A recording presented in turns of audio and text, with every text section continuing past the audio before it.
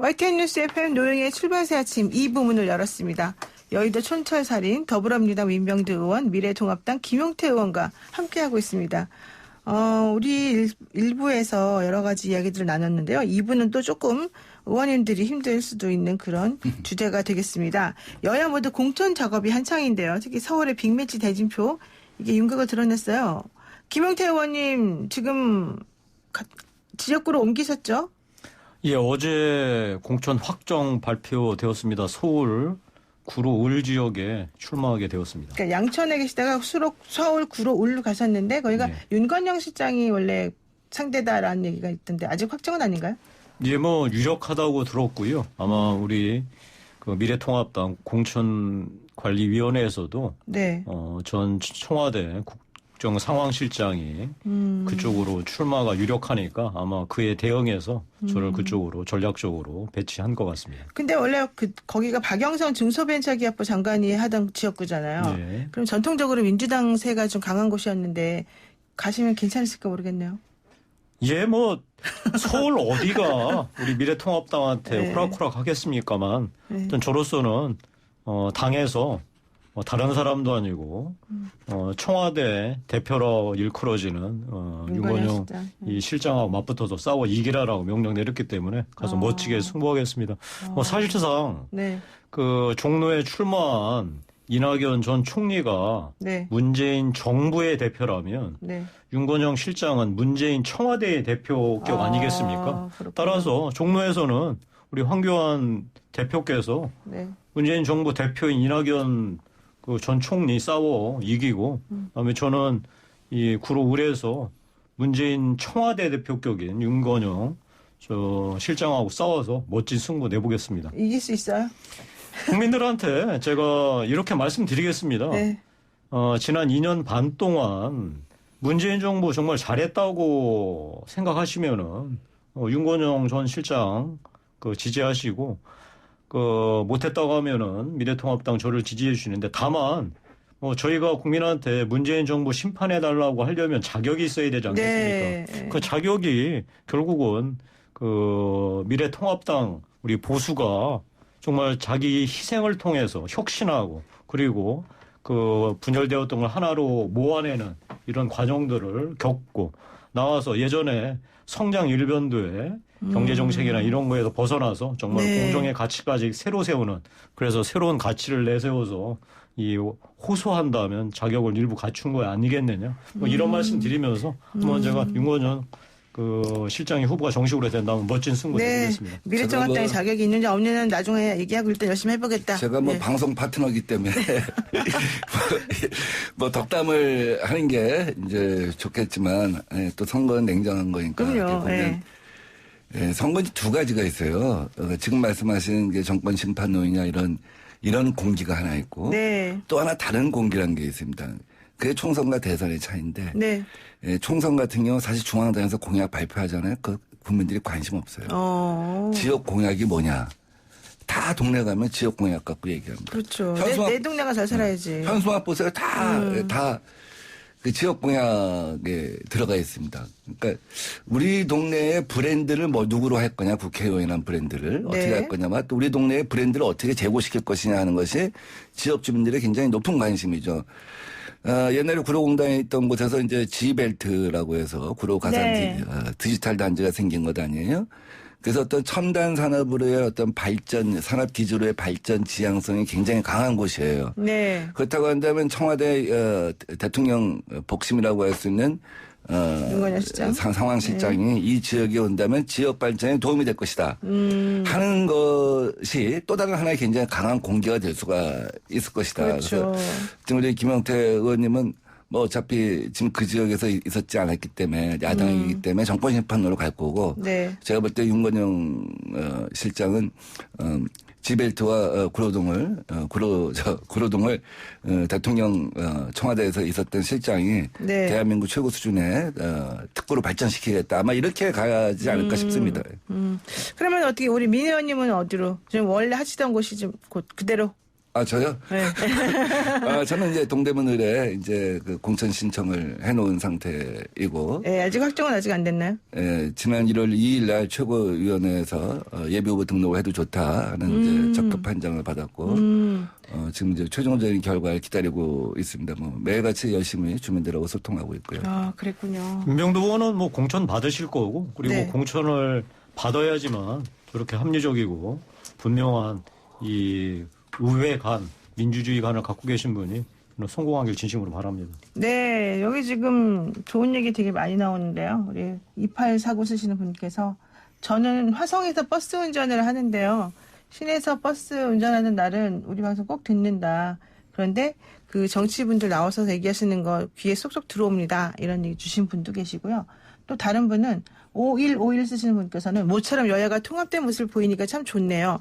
그리고 또 0538 쓰시는 분은 궁시랑 뭐라 그런지 모르겠어요. 이런 생각이 자, 어쨌든 이렇게 좀 서로들 다들 관심들이 많이 갖고 계십니다. 자, 그러면 이제 빅매치 대전표 뭐 이거 다 됐다고 치고 우리가 이제 각각 가지고 있는 지역구에서 얼마나 잘 할 것인지는 각각의 그 운동하시는 분들하고 해보도록 하고요.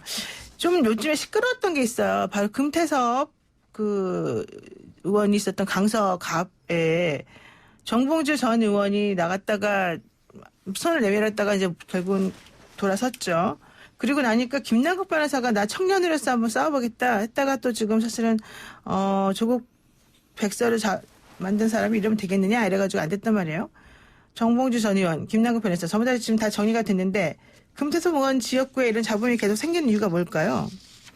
우선 이거 민병두 의원님 말씀하셨죠. 이제 그 상황은 이제 사실 일단락 된 거죠. 그리고 네, 오늘이면 일단 아마 어느 정도 됐다고는 하죠. 네. 오늘이면 아마 종료가 될 겁니다. 오늘 아침 7시에 전략공천위원회가 아까 구로를 포함하여 이 금천 구로구하고 강서구하고 아마 대부분 지역을 결정을 할 것이기 때문에 정리가 될 거라고 보는데요.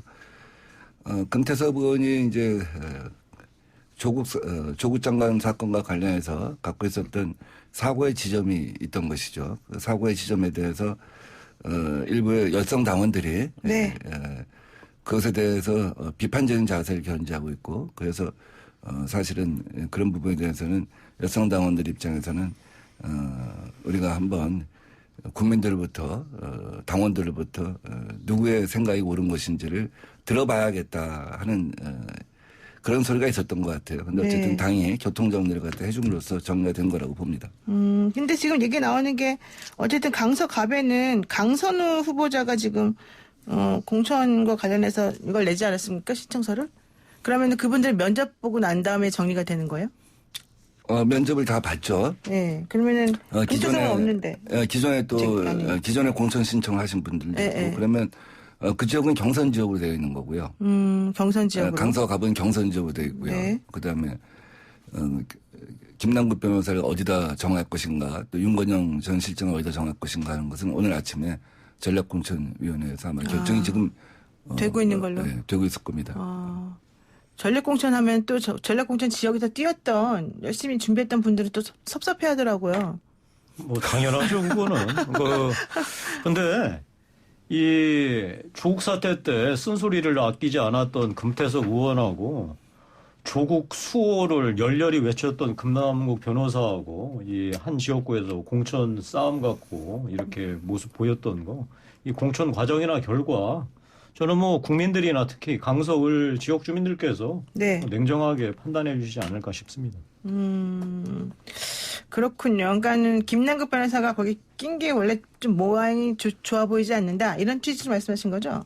그러니까 저는 뭐 이번에 총선에서 국민들께서 여러 가지를 보시면서 판단하시고 선택하실 텐데 네. 조국 사태 때 조국 같은 인물을 법무부 장관에 임명하고 그 이후에 계속해서 이 퇴진을 바라는 많은 사람들의 요구를 일축했던 그 과정들 모두 다음에 그 이후에 추미애 또 장관이 이 울산 함영 수사 사건 관련한 이 네. 수사 그 검사들 전부 다 좌천시켰던 이 모든 과정들 국민들이 판단하시겠죠. 그래도 총선에서 결과를 보여주실 것 같습니다.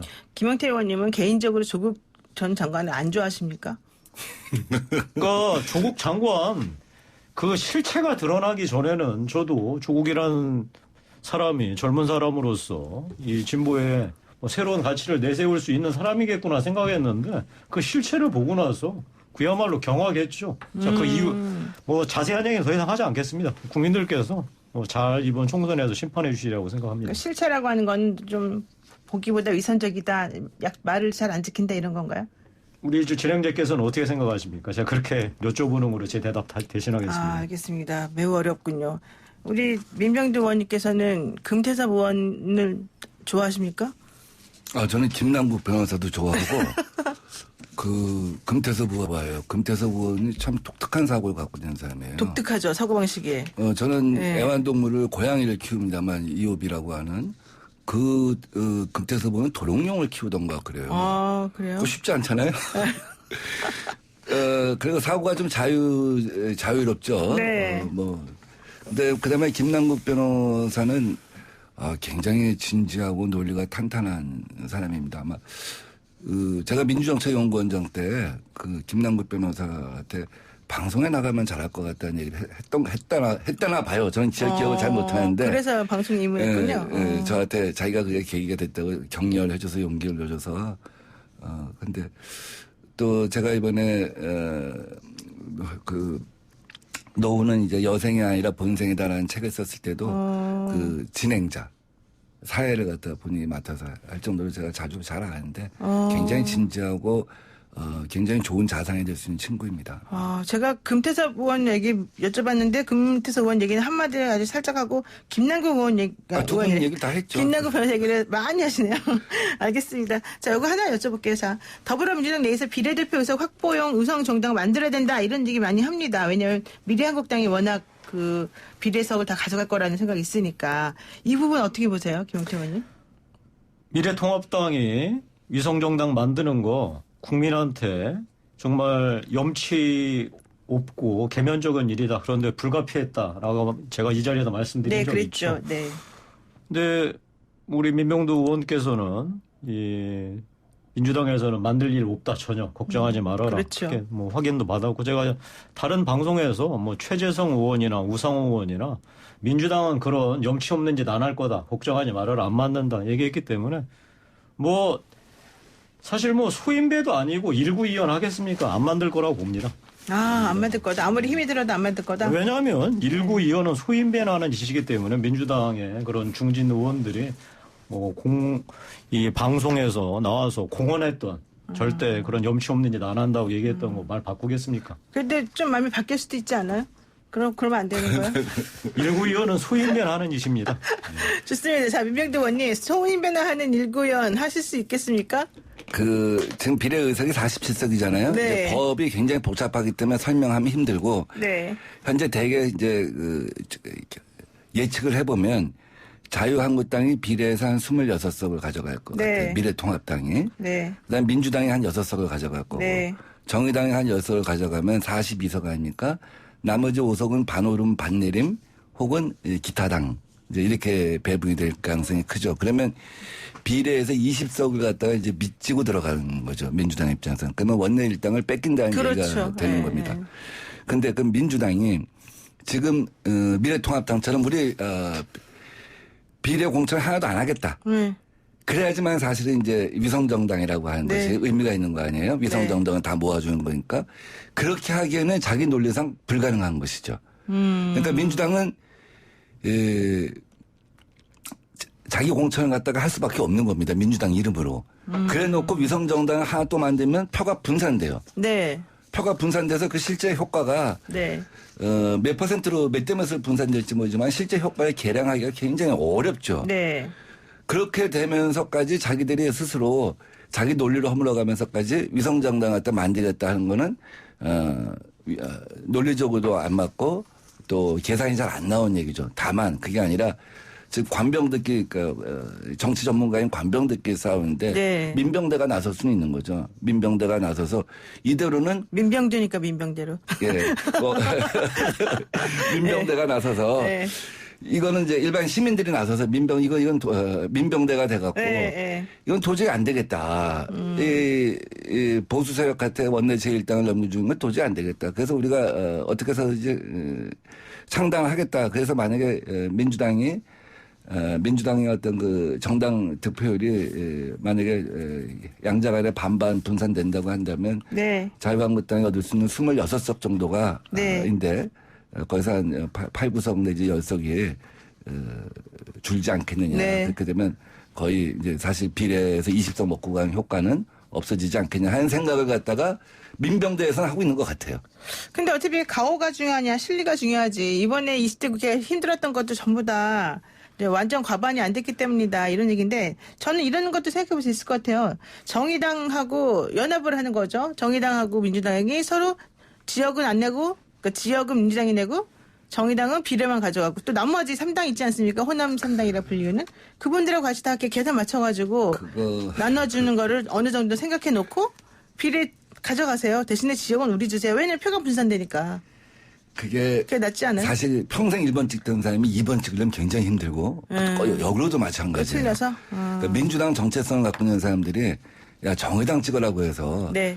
그 넘어가기가 쉽지가 않습니다. 그래서 그거는 지역구는 그것도 정의당이 지금 지역구에 내놓은 후보들도 별로 없는데 네. 지역구는 민주당 비례는 정의당 이건 이 구성이 힘들고 다른 쪽에서 민병대 쪽에서 그런 네. 테이블을 만들어서 민병대가 해야 된다. 빅텐트를 만들든 네. 아니면 뭐 동의하지 않는 세력이 있다고 한다면 정당이 있다고 한다면 다른 데만 모아서 하든 뭐 그런 건 상상할 수 있겠죠. 알겠습니다. 오늘 여기까지 말씀 듣겠습니다. 고맙습니다. 고맙습니다. 네, 지금까지 더불어민주당 민병대 의원, 미래통합당 김용태 의원이었습니다.